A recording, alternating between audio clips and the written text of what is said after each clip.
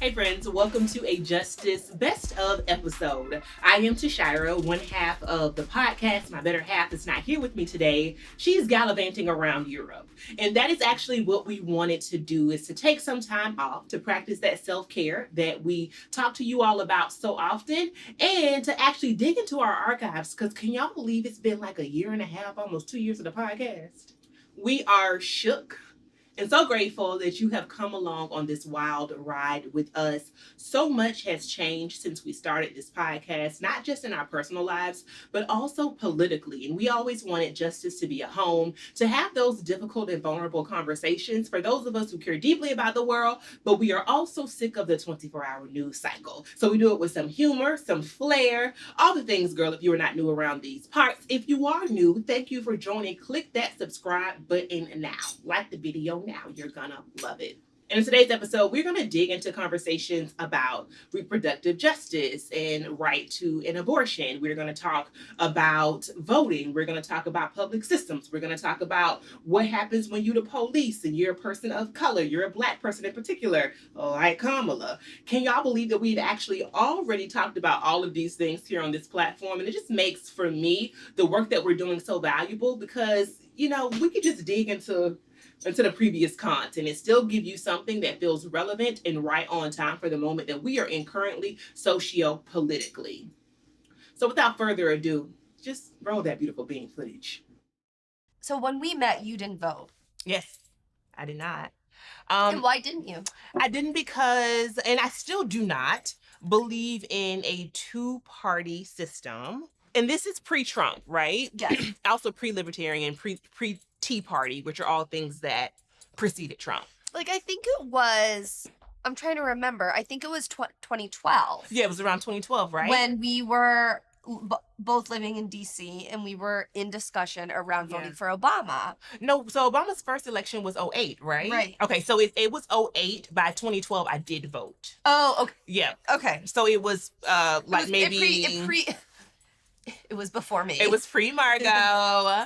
PM.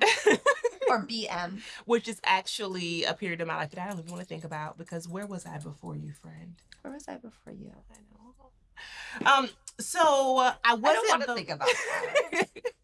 I wasn't voting because I was coming into my social political awareness, also very much in my hotep phase, and I felt, and I still feel this way, that I could not trust a two-party system. I felt that electoral politics, especially on the national level in this country, were all a fraud.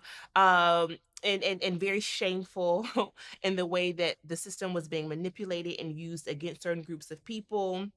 And also, I think as it relates to national politics, sometimes it's very difficult to see how your vote matters. Yeah. And I think that's what's actually brought me back around to voting, is that I understand, and this is not my idea solely. This comes from a book called Black Power by Kwame Ture, Stokely Carmichael formerly, where he talks about the importance of local.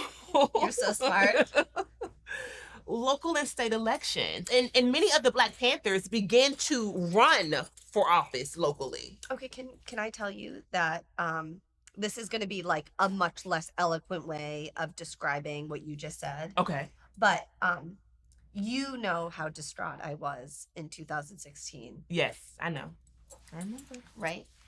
And the one catharsis that I had was throwing myself into local politics. Yeah. And it changed my perspective on elected office. Not in a everyone needs to get involved, everyone needs to run, everything is great on the local level. Actually, not that.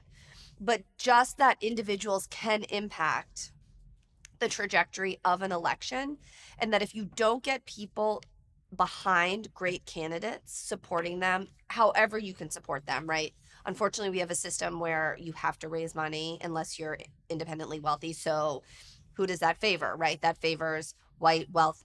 In general, it favors white, wealthy, established candidates with generational wealth. Who does that not favor? That favors folks living at the margins who don't have that. So people of color, women, first generation folks who are taking a step out of their career to run, like people who risk a lot by doing it. And it was really important for me and my friends and people I'm in community with to see that power. Yeah, absolutely. Particularly for candidates who are transformational, I think, on a local level. That was so inspiring. It has been and continues to be very inspiring for me to watch by you. Thank you. Because I don't think I would have understood my power outside of voting in that way. Right. So my parents had always been and continue to be very skeptical of any political system, and for good reason, for lots of different lived experiences that they've had.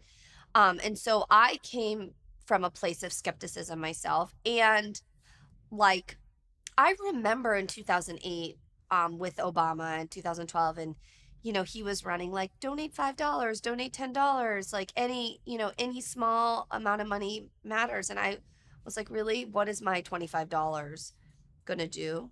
And then he showed us that when we all donate $25, you can elect a president. Yeah, absolutely. And so, there's a level of that with local politics too, particularly I imagine in some of these scarier places to run.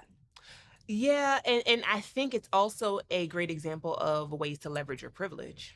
I Yeah. mean, I've been at your house where you've had fundraisers and speaking engagements, and you've done all these things for candidates that I think that you have demonstrated this supreme level of allyship for Thank community you. for. And I know I appreciate that because I think there are rooms that if I was to become the next statistician, Which you will. there are rooms that I would have to work really hard to kick down, and doors that I would have to work really hard to open if I would even be able to open, right? I often say my problem and my lived experience has been I didn't even know I was supposed to do the thing. Not that I didn't do it. I didn't know I was supposed to. So it's interesting. Like I knew I was supposed to and never felt comfortable or welcome. Yeah. But it's different. Because Yeah. I knew I was supposed to do the thing. Yeah. I didn't know what the thing was. Right. And so to have someone like you in community is important. So and it's not Thank about you. you personally. I receive it. I think the scary thing, though, is that without a lot of us leveraging their privilege, right? Like the one-off fundraiser for an elected in a different town is going to have minimal impact. Yeah. So we know, according to the ACLU, that there have been over 400 anti-voter measures introduced in states over the last number of years. And so there's clearly a movement towards restricting access to this thing that's not a right.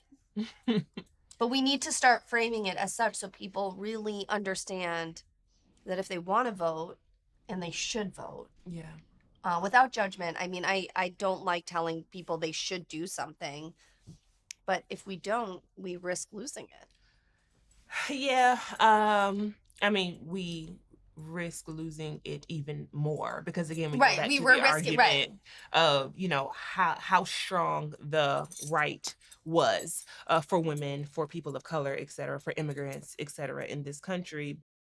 We hope you loved that clip from that episode. The full length one will be linked down below. And I'm so grateful for Margot's point about the role of local politics and how important that is. So next up is going to be an issue that we believe is one of the most important in this year's election, and that is the right to bodily autonomy and reproductive justice. Let's hop into it. So that brings a question that we've talked about, and I wonder your position on it, or maybe even not your personal position, but the rhetoric around it about medically necessary abortions to save the host's, the mother's life versus induced abortions because people have an unwanted pregnancy. Right. And I think there's a lot of conversation with what's going on now that people can't access medically necessary abortions. I worry, and I want your opinion to share too, about whether we're having this conversation all wrong, that we shouldn't be making a distinction. Yeah, I mean, I think that a lot of the stories that we're hearing in the media are these tragic stories of patients who need an abortion to save their lives or to prevent them from getting a hysterectomy. And those are the stories that are, people are really focusing on. I think that what we don't want to do is make good abortions and bad abortions. And so we never want to put people in this bucket, well, oh, you just don't want to be pregnant, and so you're seeking an abortion. But we talk about life-saving abortions, not this patient in front of you who cannot afford to have another child. You could be saving their her life, life, right? And that of her children if she has Yes, other children. exactly. Absolutely. Or she's in a domestic violence situation. Wow. We know that violence increases during pregnancy. So by providing that termination, you could be saving her life. Like, abortion in a lot of cases is an act of love. And so I think that is really important to think about when patients are accessing. And, Dr. Tiller, who I mentioned earlier, his whole premise was trust women. So trust the person in front of you and why they're seeking that procedure. I don't need to ask why you're here. You have already decided on your own. People don't just wake up one morning and say, I don't want to be pregnant anymore. That doesn't happen, right? It is a hard decision for many people, and they've already decided that this is the best thing for them. There's so many similarities and overlaps, I think, between abortion, the work of an abortion provider, and doing anti-violence work. I used to talk all the time that no one chooses to be in an intimate partner violence situation. Right. No one wants to be a victim of sexual harassment or sexual assault. And so the rhetoric from some of the oppositional forces that we encountered in advocacy work is like, oh, people are creating this or they're making this up. And it's like, no one wants to go into a police station and file a frivolous report. Right. You have to believe women. You have to believe victims of violence. And sure, there's the one-off. I mean, in all situations, there are people who struggle with mental illness or maybe credibility issues, but that's not what the focus should be. I want to share my abortion stories because I think they speak especially to what you two are talking about. So my first abortion was when I was 19. My boyfriend at the time and I were transitioning, through our relationship. I was getting ready to graduate from college. Can't imagine being in such a precarious time of my life and having carried this pregnancy to term. My mother was a very young parent at that time. So when I was 19, my mom was like still in her early to mid 30s. And generationally, I understand how poverty works. And so whereas at that point, my family had become pretty comfortably middle class, it just takes one unwanted pregnancy, one kind of lapse in education. This whole idea of socioeconomic status is so fragile in this country that we could have very easily lapsed back into poverty without the proper resources to support me as a child and my child, right? Because you were still a child. Because I was still a child. And so terminated that pregnancy. It was my aunt who helped guide me through it. I had no idea what to do, where to go, how to do it. Later in life, I end up in a very toxic, abusive relationship. I am in my late 20s, maybe almost 30, but definitely around late 20s. End up pregnant. And I remember that I realized I was pregnant at the point that I had left my abuser. And there was no way that I was going to be able to have a child and continue to separate myself from him. I mean, he would have had a right to a child, right? I couldn't have legally done that. In most cases, I could not have legally done that. And so it would have connected me for the rest of my life to the person that was abusing me, right? So in my mind, both acts were necessary, but even if they hadn't have been necessary, I had the right to fucking choose because it's my body, no matter the circumstances. Many thanks to Dr. Megan Evans for being our guest on that episode around reproductive justice and bodily autonomy. And again, that continues to be a very hotly contested issue in states all across America. We will link down below some resources to contribute to abortion funds, medical and reproductive justice funds, because as Dr. Evans said, an abortion is an act of love.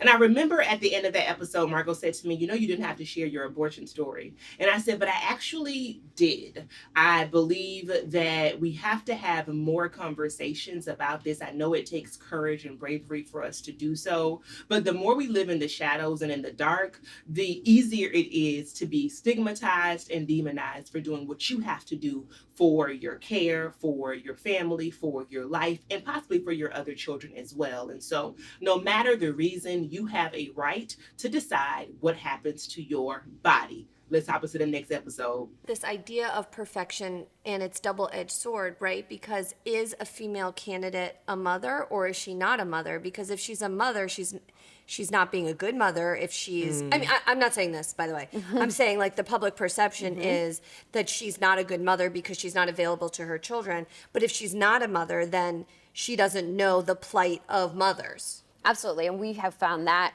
as well in our research. And we even hear when we do presentations to cohorts of elected officials, women will say that often it's other women that come up to them in public and ask, what is the plan for taking care of your children? Who's going to be watching them while you're working? Because voters want to know. And that's part of our advice.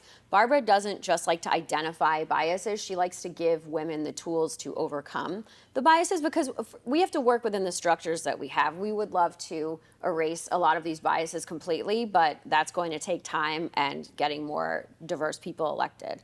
So in the meantime, we have to just study what voters think and then give women practical tips. So for the children, we tell women to remain patient and calm, which is hard because it's frustrating, and to offer matter-of-fact answers. My parents live down the street. They're able to pick up the kids from school and then get back to policy. But not everybody has family nearby that can help out, and that's why we need to extend all-day kindergarten.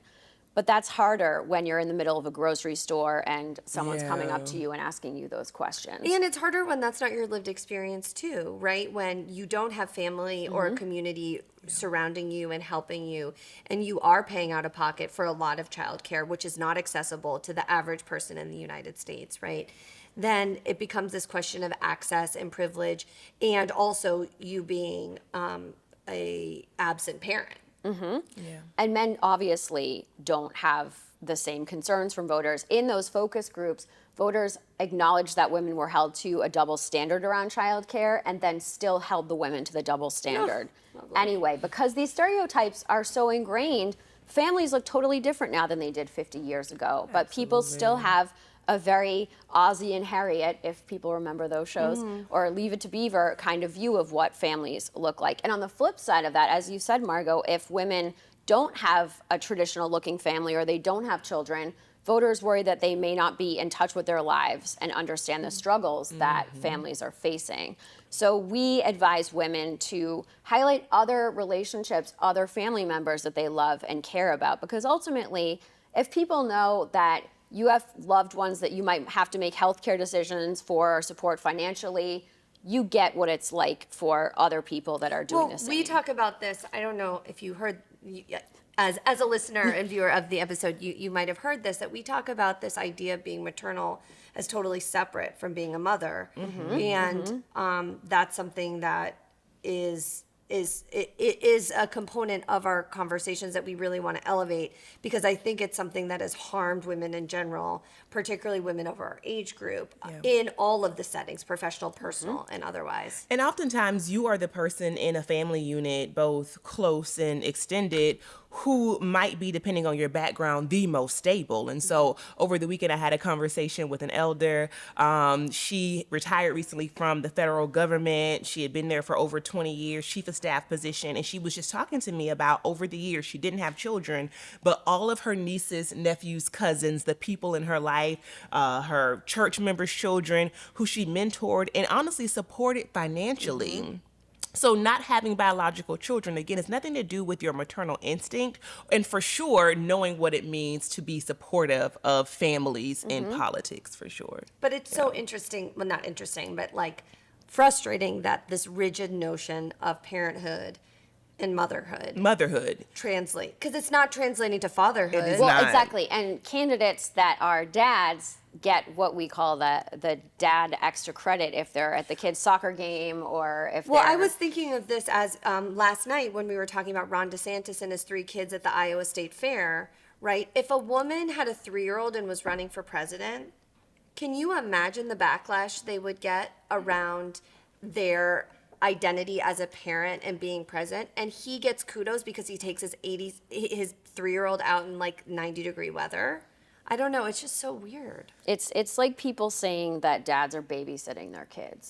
Oh, This that is your burns child. my biscuits. Ooh, I cannot stand that. It's that extra credit, though, that dads get. And one thing that we are very interested in, and for kind of future research, what you were talking about, that because of those maternal stereotypes that women have, it seems like that bleeds into the workplace and people have different expectations of women as a boss than they do for men. And that might be why women are attacked more for being a bad boss than men are, because we all know men who are celebrated for screaming at people at work and celebrated. certainly- Exactly. And people wear it as a badge of honor to work for those Like, I people. got through that administration or I worked for that elected. Wow. Can y'all believe we had an entire episode about women in elected office, and here we are today with Kamala Harris at the forefront of the Democratic ticket for President of the United States of America. We couldn't have predicted it, yet here we are. What I'm most struck by that episode, though, was when my eyebrows were to the back of my hairline. Girl, when I take that Botox, not the highlight of where I was. But let's move forward, because something else that is very timely is a conversation that we had about public systems failing us, and also a question that Marco asked me about Black people being in law enforcement. And we know Kamala Harris has a background as a prosecutor and also as an attorney general. And those of us on the left have been very critical of her background and her record and how those sensibilities are possibly going to come with her to the White House. More on that conversation to come on justice. But in the meantime, let's reflect back on some of the points that we had to make in this episode. You have helped me understand so much over the years around your fear around the police. Mm-hmm. You know, I hold a hearty skepticism of law enforcement, but I'm not fearful of the police, right? And I've talked a lot about like when I go pick you up at the airport and I have to like hold my like mouth from like screaming at the state police officers who are ruining the traffic patterns, right? Or when Josh and I fly and customs officers are rude and he always is worried that I'm going to be sent to secondary screening or like we'll have my passport taken, right? But I'm not afraid. Mm-hmm. But my question is, so that's an interesting kind of angle, right? I have that privilege of not being afraid. Yeah. But there are lots of Black and brown law enforcement officers. Yeah, talk about that. And I also don't mean to express Blackness as a monolith. I am from a poor working class community. And so there's also a class dynamic there that has obviously like shaped my position around the police. I remember being very young and the police literally not allowing us to congregate. Like it was some black codes type shit, right? Like we would Because it's loitering. We would want to hang out after the football game from a rural place, as I mentioned, like not a lot to do. And so we would go to like McDonald's after a football game. The police would literally bring the dogs out on us, like sick fucking dogs on us to make us go home. You were children. So right. That has obviously shaped my awareness of police before I even had a real politic. My politic comes from lived experiences, not something that I've read in a fucking book, and I say that all the time, right? So I think that as it relates to Black and brown folks being in law enforcement, the reason is clear to me, and that is opportunity. You know, that is opportunity. It is a way to get out the hood. It is a way to have a middle income lifestyle, right? And unfortunately, oftentimes you are being part of a system that is actively working against your people's interests. And so I remember during a lot of, the active protests that happened post George Floyd, I have a friend who her former partner was Capitol Police. I remember And this. you remember this? And she was actually really worried about her partner. And, I had this confrontation with the police officer where I was calling him out about the ways that he was being used as a tool of the oppressor and this, that, and the third. And she saw it and she was like, this is dangerous. I'm really, really worried about my partner. Like, how can you take this position? And what would you have my partner to do? It's a good question because I want to be fair here, right? I would never tell someone who is part of a marginalized community, you shouldn't go out and get the bag. Everyone has to be able to pay their bills, right? But what I would say is if you are going to be part of that system, how are you organizing within it to change it? That is what I see your responsibility as, right? So if you know that you are a local police officer, you are a juvenile probation officer, and yet everybody that's coming through the door looks the same. They are being brought in for low-level offenses. The book is being thrown at them under these, mandated sentencing guidelines. What are you doing to change that? Are you bringing it up? And then people will say, well, I'm just one. Are you organizing? Right? There is nothing that has been gained in our society that has not come from organizing in a grassroots effort. You are not absolved from that. As a matter of fact, if that's going to be how you get your check, I'm going to say you have a greater responsibility. But that's just how my politics is set up. Going back and looking at these episodes, y'all, is so important, not just as we build and grow and also pour into our audience, but it's also important for Margot and I because it's important to track how we develop more nuance into our own analysis. And I would have to say that after watching that episode again and hearing my point, I don't know that I agree with myself. I actually feel that whether it is a CPS worker working on behalf of the family policing system, aka child welfare, or if you are just the police, if you out here working on behalf of 12, I think that I would come down a lot stronger against Black people being in those roles, to be quite honest with you. While I still have, of course, compassion for people who are from marginalized communities, from poor and working class backgrounds, I think enough is enough. And after the murder of Sonia Massey, I just can't ride the fence anymore. I think not only is there a responsibility to organize from within, but the system is also so corrupt. And so I don't know if anything will ever change. And so it's abolition for me.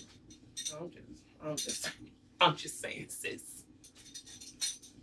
But more on that, because I also wonder what Margot's position is now and if anything has changed. But in the meantime, thank you so much for watching this best of episode. We hope you have enjoyed it. Let us know down below your thoughts. What episode has been your favorite since Justice began, girl? Because I mean, we episodes on episodes. We episodes deep.